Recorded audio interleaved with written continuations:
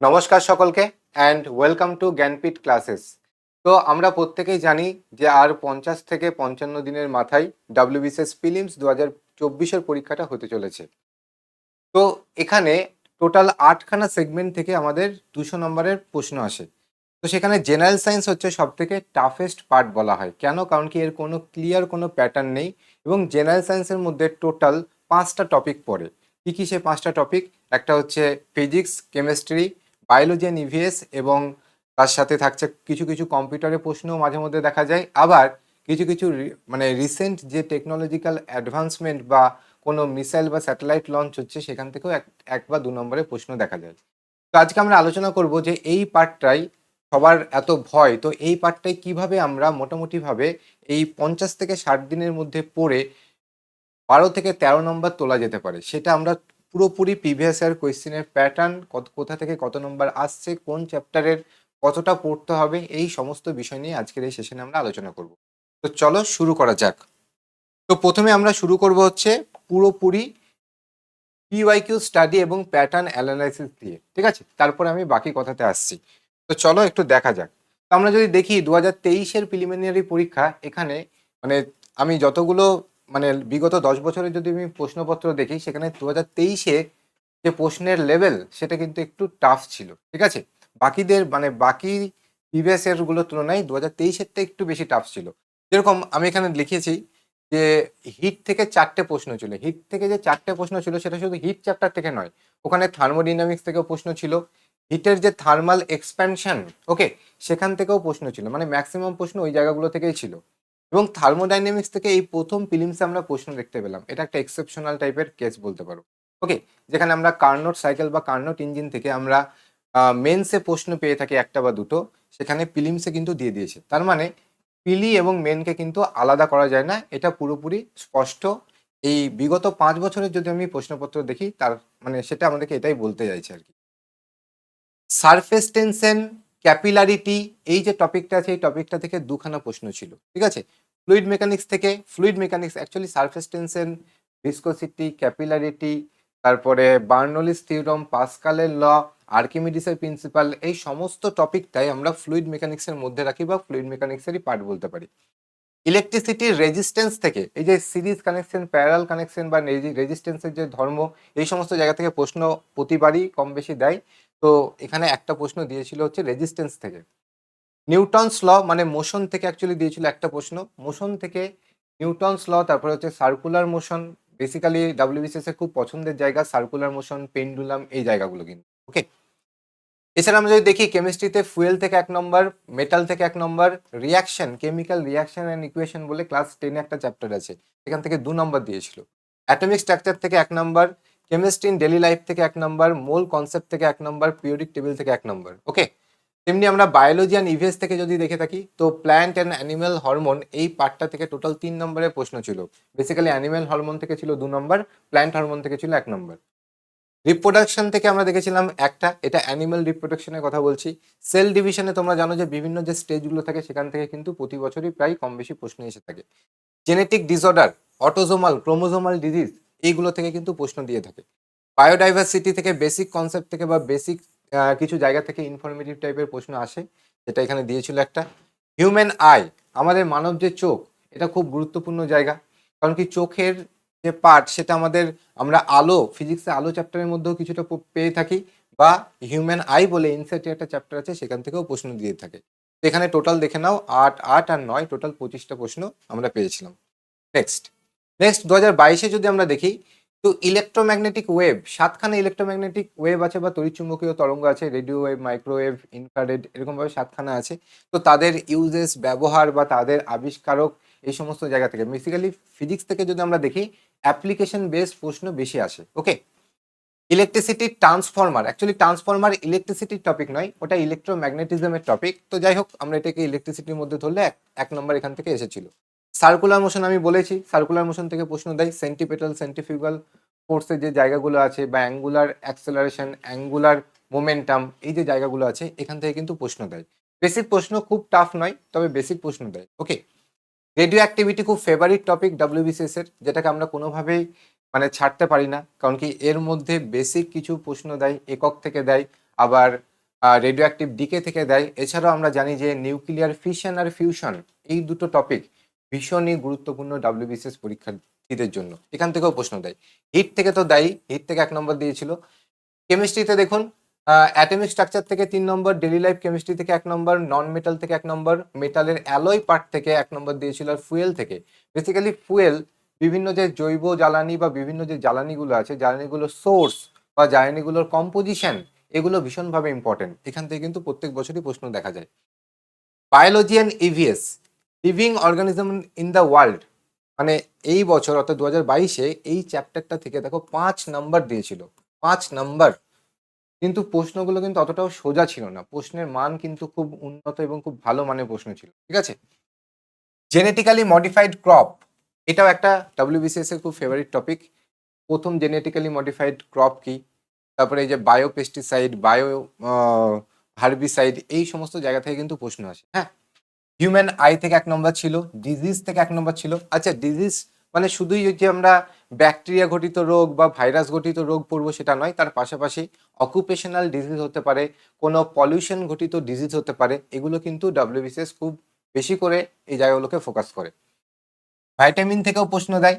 Fermentation, fermentation বলতে আমরা যদি এখানে একটা ব্রড এরিয়া ভাবি, তাহলে আমরা সবাত শোষণ, অবাত শোষণ, ঠিক, তো সেই জায়গাগুলোও কিন্তু আমাদেরকে পড়তে হবে। ব্লাড, ব্লাড মানে শুধু ব্লাডই নয়, আমি সংক্ষেপে লিখেছি। ব্লাড মানে হচ্ছে সার্কুলেটরি সিস্টেম, যার মধ্যে আমাদের হার্ট পড়ছে, ব্লাড পড়ছে, বা সেই হার্ট সংক্রান্ত কোনো রোগ হতে পারে, হার্টের রোগের টেস্ট সংক্রান্ত কোনো প্রশ্ন হতে পারে। এই জায়গাগুলো কিন্তু ভীষণভাবে ইম্পর্টেন্ট। সেল চ্যাপ্টার থেকে 2 নম্বর দিয়েছিল, তো মোটামুটি যোগ করলে পর আমরা এখানেও 25টা প্রশ্ন দেখতে পাচ্ছি। নেক্সট, 2021-এর যদি আমরা দেখি, তো 2021-এ ফিজিক্স থেকে ম্যাক্সিমাম প্রশ্ন দিয়েছিল, 15টা প্রশ্ন দিয়েছিল। পাস্কাল ল মানে ফ্লুইড মেকানিক্সের পার্ট, ইলেকট্রিসিটির ব্যাটারি থেকে প্রশ্ন দিয়েছিল, বা আরো অন্যান্য পার্ট থেকে মিলিয়ে টোটাল 3টে প্রশ্ন ছিল।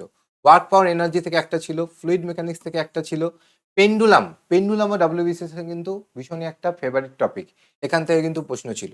ইউনিট অ্যান্ড মেজারমেন্ট থেকে 2টো ছিল, মোশন থেকে একটা ছিল, লাইট থেকে 2টো ছিল, হিট থেকে একটা, স্প্রিং কনস্ট্যান্ট এক্সেপশনাল, প্রতিবাদ দেয় না কিন্তু হঠাৎ করে এই বছর দিয়ে দিয়েছে, ঠিক আছে।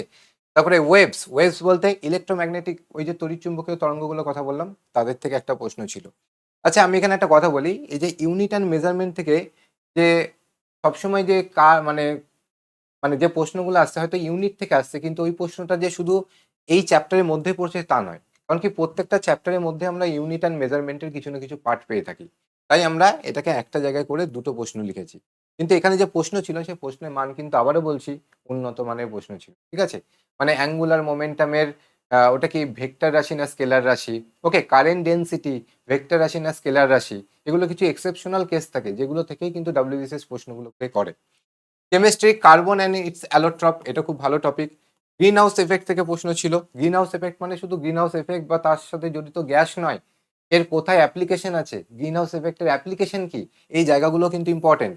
আইডিয়াল গ্যাসের যে গ্যাসের যে ভেলোসিটি, সেই জায়গা থেকে প্রশ্ন ছিল, ওকে। ডেইলি লাইফ কেমিস্ট্রি থেকে 1 নম্বর, অ্যালয় মেটালের অ্যালয় থেকে 1 নম্বর, আর নন মেটাল থেকে 1 নম্বর ছিল, ওকে। আর হেলথ অ্যান্ড ডিজিজ থেকে বায়োলজির 2 নম্বর ছিল। ইভিএস এর যে বিভিন্ন মুভমেন্টস গুলো আছে, ঠিক আছে, চিপকো মুভমেন্ট বা বিভিন্ন যে মুভমেন্ট গুলো পড়ে থাকো, সেখান থেকে 2 নম্বর ছিল এই বছর, ঠিক আছে। নামামি গঙ্গা যে প্রোগ্রাম, অর্থাৎ এনভায়রনমেন্টাল যে বিভিন্ন প্রোগ্রাম গুলো আছে, ওকে, সেই প্রোগ্রাম গুলো থেকে কিন্তু 1 নম্বরের প্রশ্ন ছিল এখানে।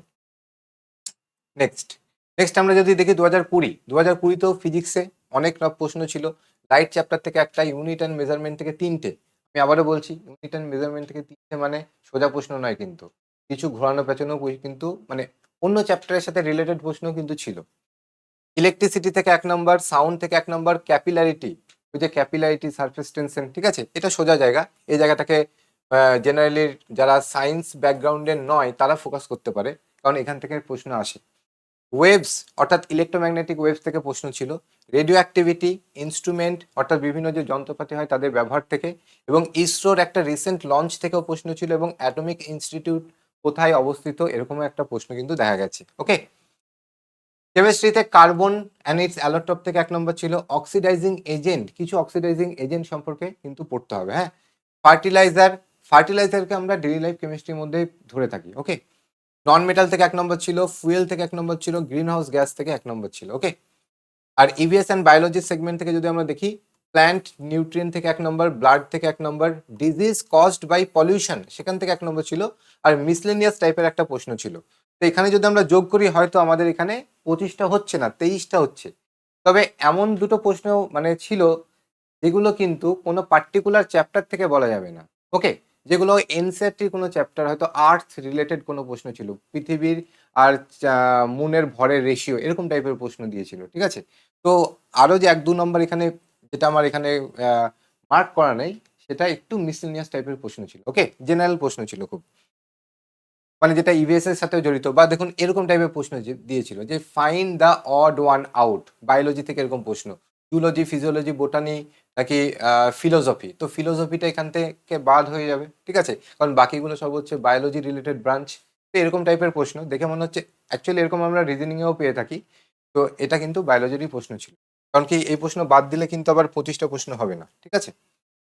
2019-এ যদি আমরা দেখি তো দেখবো ফিজিক্সের মোশন থেকে 1 নম্বর, হিট থেকে 2 নম্বর, সাউন্ড থেকে 2 নম্বর, ইউনিট অ্যান্ড মেজারমেন্ট থেকে 1 নম্বর, লাইট থেকে 2 নম্বর, ফ্লুইড মেকানিক্স থেকে 1 নম্বর, আর্থ ম্যাগনেটিজম থেকে 1 নম্বর। ওকে, মানে টোটাল 10টা প্রশ্ন ছিল। কেমিস্ট্রিতে যদি আমরা দেখি টোটাল 8টা ছিল। চ্যাপ্টারের নামগুলো দেখে নিন একবার।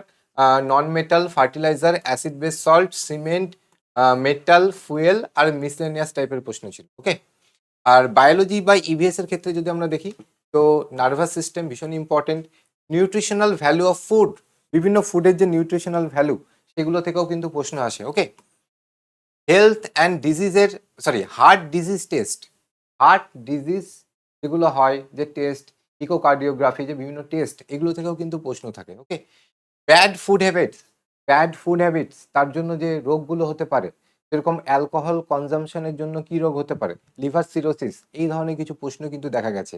Living organism in the world, অর্থাৎ এই যে living organism in the world মানে হচ্ছে টোটাল যে 5টা কিংডমে ভাগ করা হয়েছে বায়োলজি, মানে গোটা লিভিং ওয়ার্ল্ডকে। তোমরা জানো যে মনেরা বা প্ল্যান্ট, অ্যানিমেল, তারপরে ফাঙ্গাস, ঠিক, প্রোটোজোয়া, এই 5টা কিংডম থেকে কিন্তু প্রশ্ন ছিল। এখানে টোটাল 5 নম্বর ছিল। তো আমরা এই বিগত 5 বছরের প্রশ্নপত্র নিয়ে যদি আমরা দেখি, আলোচনা করি, বা যেটা আমরা দেখলাম এখান থেকে আমরা কিছু চ্যাপ্টারকে সিলেক্ট করলাম, যে চ্যাপ্টারগুলো থেকে প্রায় বা ফ্রিকুয়েন্টলি প্রশ্ন আসতে দেখা গেছে। তো সেই চ্যাপ্টারগুলোকে যদি আমরা একটু পড়াশোনা করি বা পড়তে পারি এই 50 থেকে 60 দিনের মাথায় বা এর মধ্যে, তাহলে আশা করা যায় একটা ভালো স্কোর আমরা এখানে করতে পারবো। ভালো স্কোর বলতে কিন্তু এখানে মানে এই 60 দিনের আমি যদি রেসপেক্টে বলি, তো সেটা 12 থেকে 13 নম্বর কিন্তু তোলা যেতে পারে। তো তার জন্য কি কি চ্যাপ্টার পড়বো সেগুলো আজকে আমরা দেখি বা একটু দেখে নেব। তো আমি শুরু করেছি প্রথমে কেমিস্ট্রি, তারপরে বায়োলজি, তারপরে সবার শেষে রেখেছি ফিজিক্সকে, কারণ ম্যাক্সিমাম নন সায়েন্স ব্যাকগ্রাউন্ডের স্টুডেন্টরা ফিজিক্সকে একটু ভয় পায়। তো আমি ফিজিক্সেরও স্ট্র্যাটেজি বলে দেবো, তার আগে কেমিস্ট্রি বা বায়োলজির যে এগুলো একটু মেমোরি বেস প্রশ্ন হতে পারে সেই চ্যাপ্টারগুলোকে আমরা একটু ফোকাস করেছি, যেখান থেকে প্রশ্ন আসেই। তো দেখুন হচ্ছে ফুয়েল, ফুয়েল চ্যাপ্টারের আমি বলছি প্রত্যেকটা যে জ্বালানি আছে, ওকে, প্রত্যেকটা যে জ্বালানি, সেই জ্বালানির কম্পোজিশন, তাদের সোর্স, ওকে, তাদের জন্য কি পলিউশন হতে পারে, এই জায়গাগুলোকে কিন্তু ভালো করে পড়তে হবে।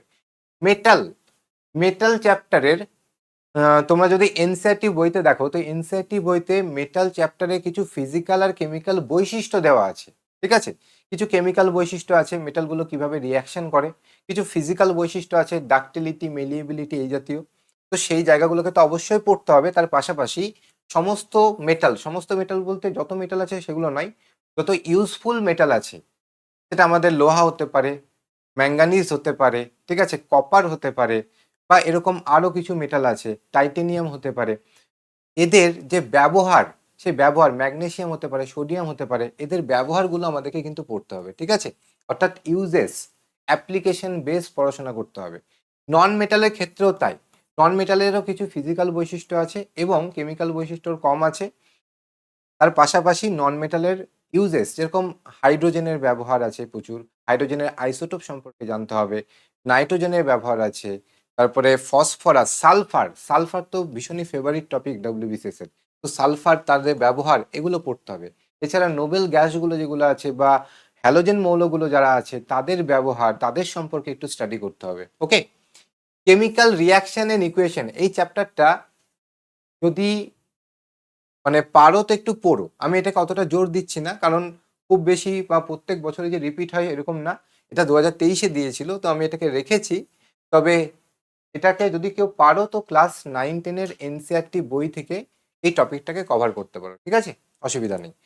তবে আমি প্রথমের এই 3টাকে বেশি প্রায়োরিটি দিলাম। তারপর হচ্ছে অ্যাটমিক স্ট্রাকচার এবং হচ্ছে ডেইলি লাইফ কেমিস্ট্রি।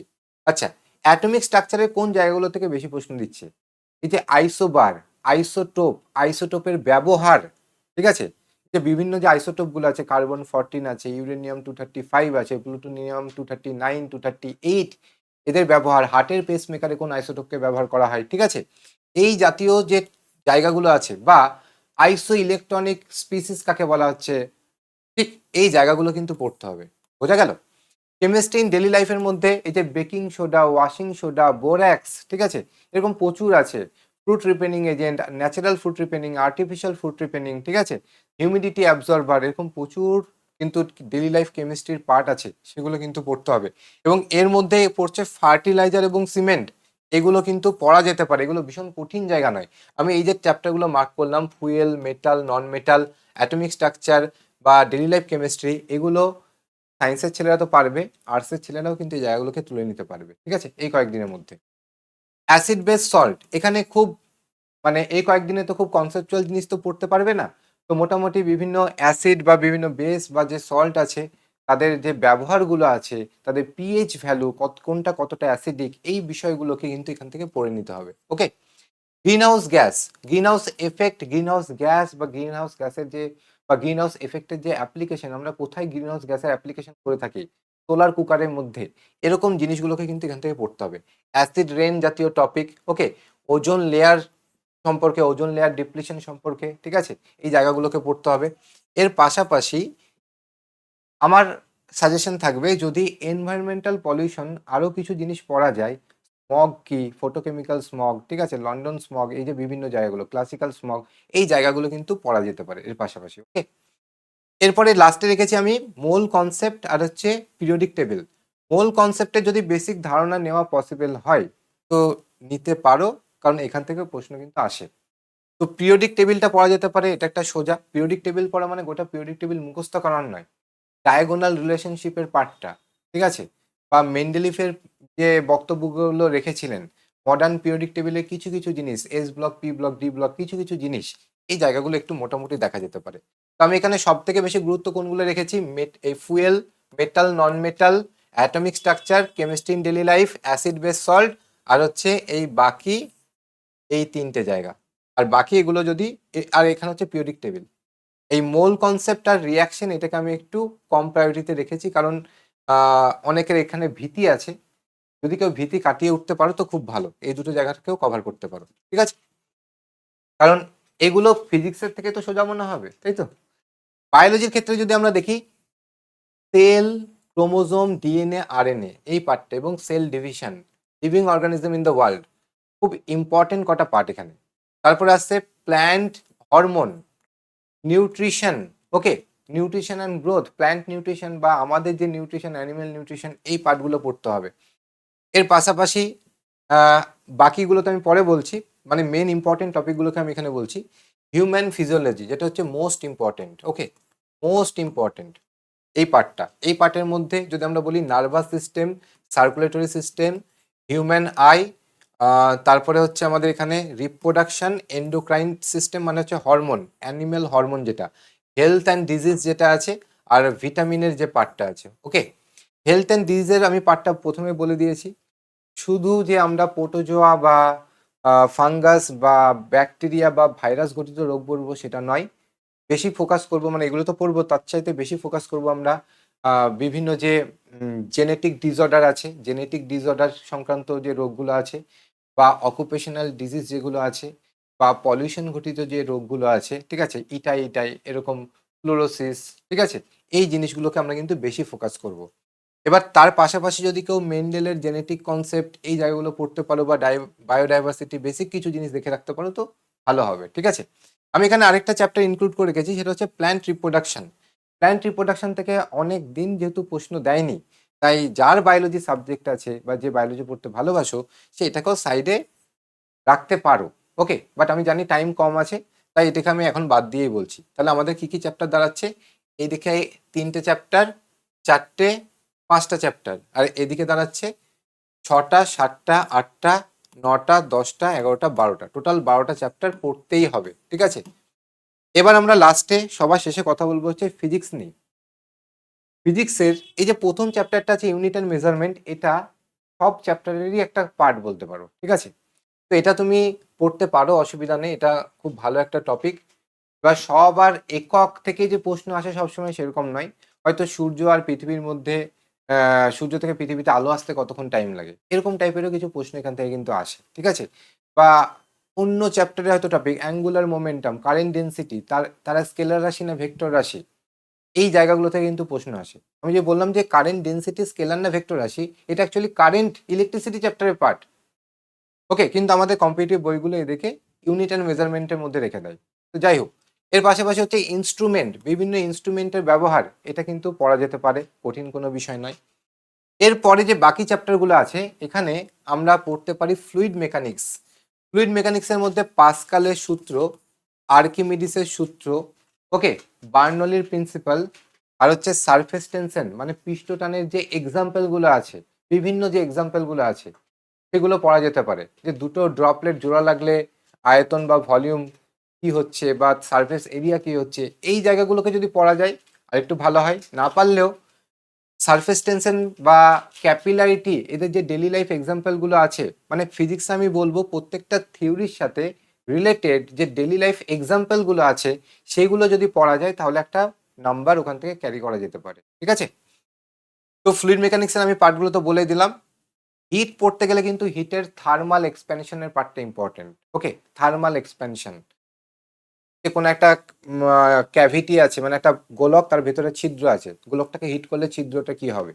ওকে, বা কোনো বস্তুকে হিট করলে তার বা লেন্থের নাকি এরিয়ার নাকি তার ভলিউমের মানে সব থেকে বেশি বৃদ্ধি হয়, এই জায়গাগুলোকে কোনটা ব্যাড কন্ডাক্টর, ঠিক আছে, বা ব্ল্যাক বডি রেডিয়েশন, এই কিছু কিছু জায়গা থেকে কিন্তু প্রশ্ন দেয়। তো এটা যদি পড়তে পারো তো ভালো, নাহলে হিট কিন্তু অ্যাকচুয়ালি যে হিটের যে জায়গা থেকে প্রশ্ন দিচ্ছে সেগুলো কিন্তু একটু নন সায়েন্স ব্যাকগ্রাউন্ডে যারা আছো তাদের ক্ষেত্রে টাফ মনে হবে। ওকে, তো আমি এটাকে ধরছি না ওই জন্য, কিন্তু আমরা সাউন্ড চ্যাপ্টারটা পড়তে পারি।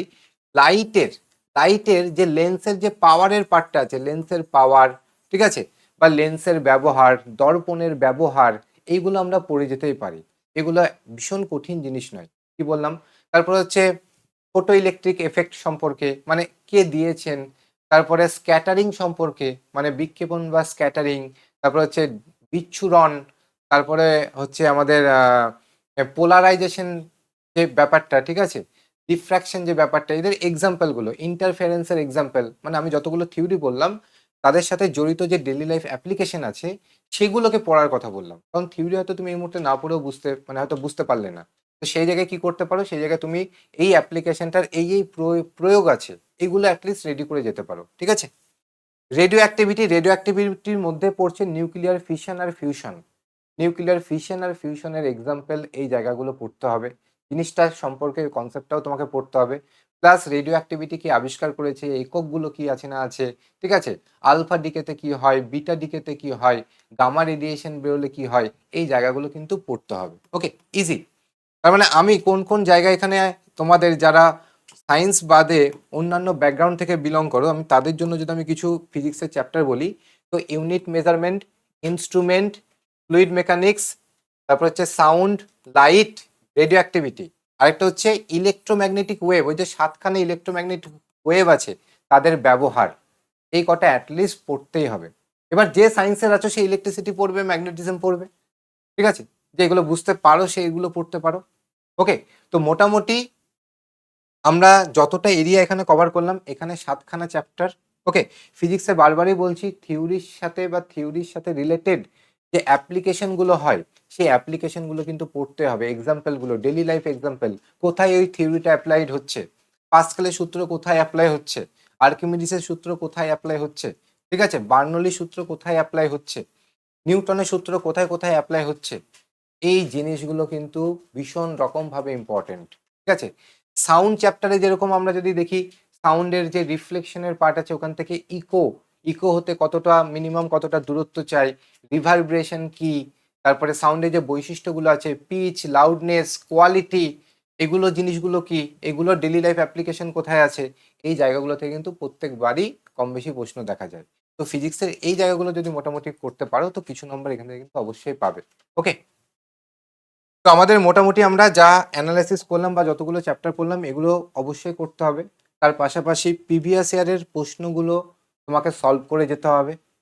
ওকে, ওইগুলো পড়ছো, তার পাশাপাশি প্রিভিয়াস ইয়ার 10 ইয়ার বা তুমি 15 ইয়ার 15 বছরও করতে পারো, যত তুমি পারবে 20 বছরেরও প্রিভিয়াস ইয়ার করতে পারো, যতটা পারো ডাব্লিউবিসিএস এর প্রিভিয়াস ইয়ারগুলোকে সলভ করে নাও। আর তার সাথে যে থিওরিগুলো বললাম ওগুলো করে নাও। আর পারলে তোমাদের যদি মনে হয় স্যার প্র্যাকটিস, তো প্র্যাকটিসের জন্য এই মুহূর্তে আমি একটাই বই সাজেস্ট করব, সেটা হচ্ছে লুসেন্টের যে এমসিকিউ বইটা আছে, যেখানে সমস্ত সাবজেক্টের এমসিকিউ আছে। ওই বইটা থেকে অনেক সময় কি হয়, অনেক প্রশ্ন ডিটো কমনও চলে আসে। এবার তুমি তো ওটা এ কদিনে তুমি ওটা উদ্ধার করতে পারবে না। তো প্র্যাকটিসটা তুমি একটু পরেই করো, আগে বলবো ওই জায়গাগুলোকে রেডি করো। তারপরে যদি তোমার মনে হয় টাইম আছে, তো তখন তুমি লুসেন্টের বই থেকে এমসিকিউ প্র্যাকটিস করো। ঠিক আছে, তো এই ছিল আজকে আমাদের জেনারেল সায়েন্সের স্ট্র্যাটেজি। তো আশা করি এই ভিডিওটা তোমাদের প্রত্যেককে হেল্প করবে। জয় হিন্দ, চলো টাটা।